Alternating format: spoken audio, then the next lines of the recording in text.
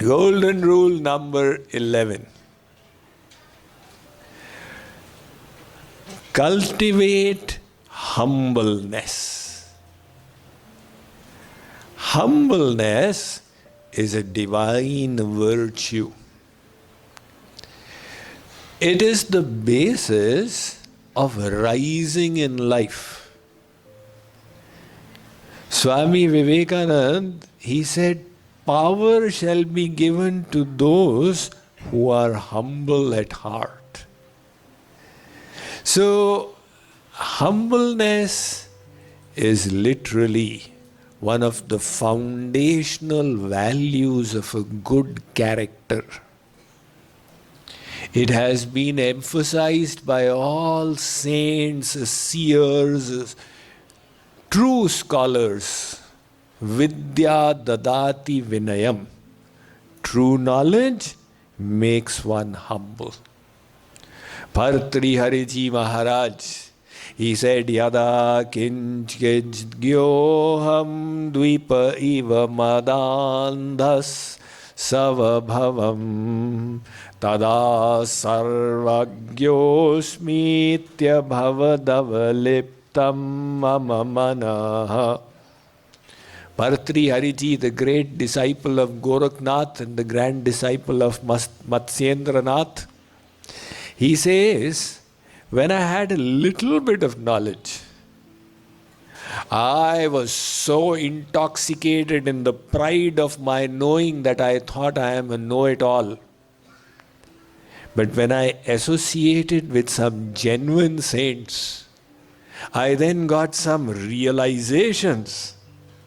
And subsequently, all my pride was dispelled.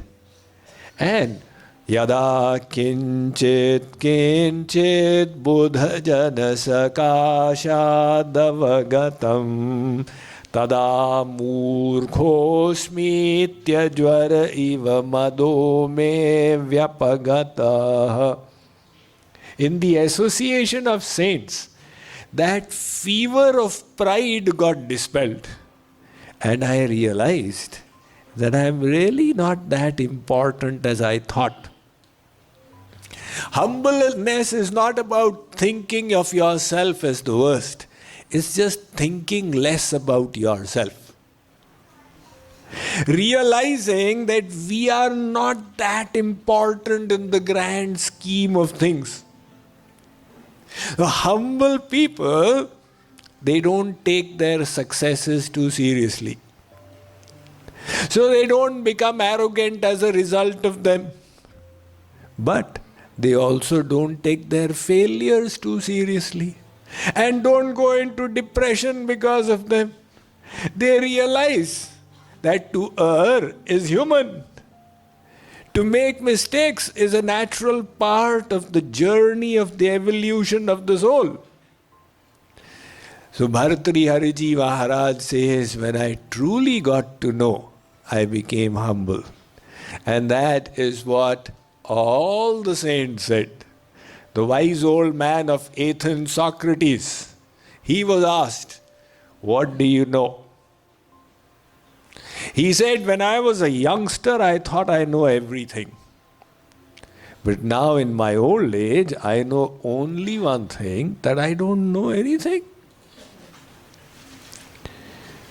See, people who learn a little bit of science, they think they know so much that they can even challenge God.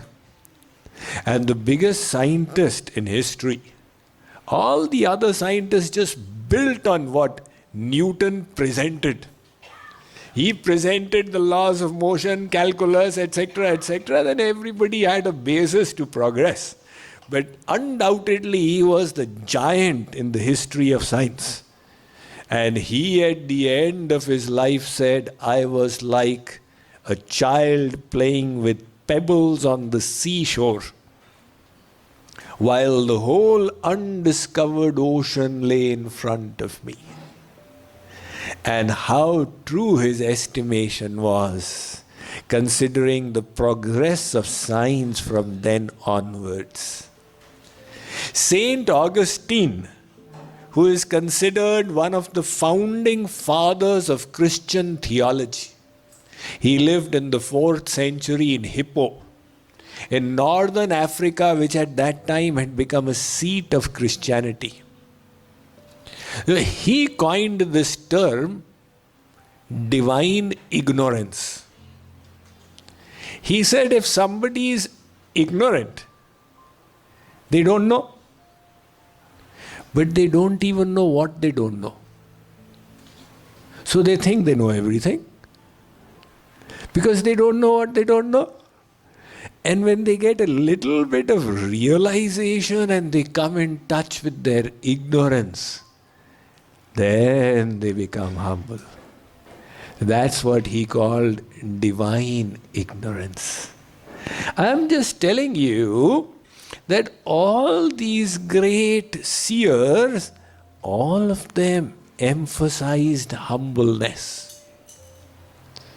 The reverse of this is pride and arrogance. Now the defect in pride is that you become unteachable. Because if you are proud, you are not willing to accept that you may have mistakes.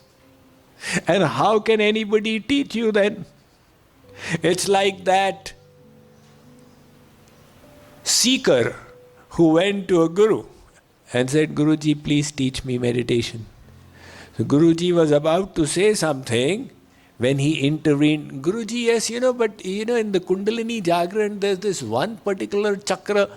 Guruji said, And when he stopped, he was about to again tell him, when again this seeker interjected. This happened 3-4 times. Now the Guru was quiet. He called for 2 cups of milk and 1 jug. So both, one was placed in front of the disciple, one in front of the Guru. Guruji took the jug and started pouring milk into the disciple's cup. It was already full, it started spilling over. The disciple said, Guruji, what are you doing? It's all coming out.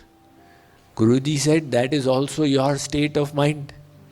Your head is so full of your own ideas, there is no scope to give you anything further. This is the consequence of pride. And in that pride, people make so many mistakes. Croatia, this time in the Soccer World Cup, they entered the semi-finals. But no one was shocked. They were shocked in the last Soccer World Cup, when Croatia entered the finals. They were considered no scope of them to reach anywhere. So they had arrived for the World Cup with 22 players, out of which there were only 2 specialist strikers. One was Mario Mandzukic and the other was Nikola Kalinic. So in the first match, Nikola Kalinic, for some reason, the coach kept him outside. And after 55 minutes, he wanted to bring him in as a substitute. And that offended Kalinic. His point was that I am so good, how dare you use me as a substitute? So he refused to go in. They requested him again, but he refused. So finally somebody else was sent in. After the match, the management asked him to apologize. He refused. So they packed his bags and sent him back to Croatia. He was unapologetic. And he started posting pictures of his going on vacations. He was posting them on his social media. He thought Croatia doesn't stand a chance. To his complete astonishment, they kept on progressing and shocked the world when they reached the finals, where they ultimately lost to the world champions France. And those 22 players became national heroes. And Nikola Kalinic missed out the entire party because of his pride. So pride makes us unteachable, while when we are humble, we are willing to learn. When we are humble, we also develop gratitude. I asked somebody, how are you feeling? He said, Swamiji, I am feeling better than I deserve to feel. Think about the statement. I don't deserve the blessings that I've got. This is the humble person's attitude. So he's saying, I don't deserve to feel the way I'm feeling. And the reverse of this is the sense of entitlement. God did not bless me like this, and those people got the blessings, I did not get it. The sense of entitlement is coming from pride. Because we are not realizing our own defects are also there. And in humbleness, we say, God has done more for me than I deserved. I now need to become His profitable servant. So the onus is on me to do more, not on Him to bless more.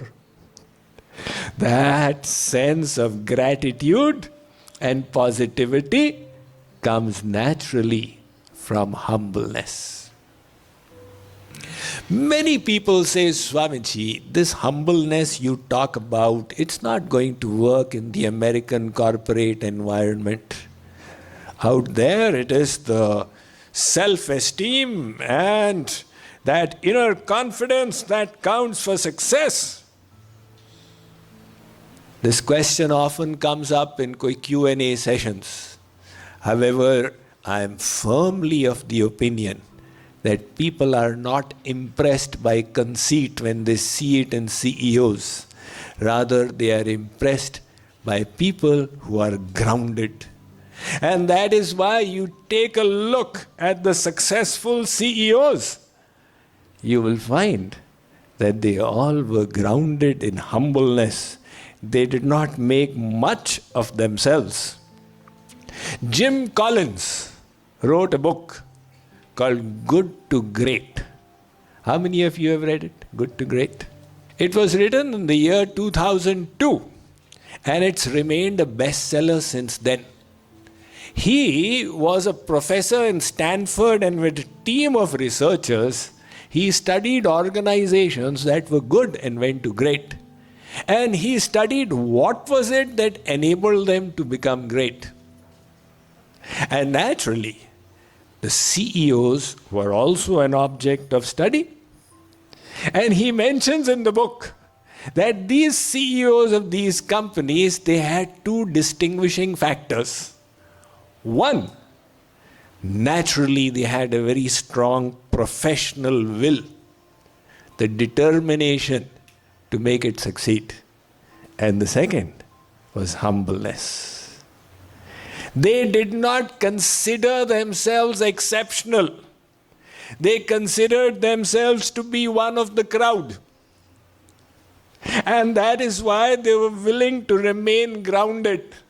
They had open channels of communication.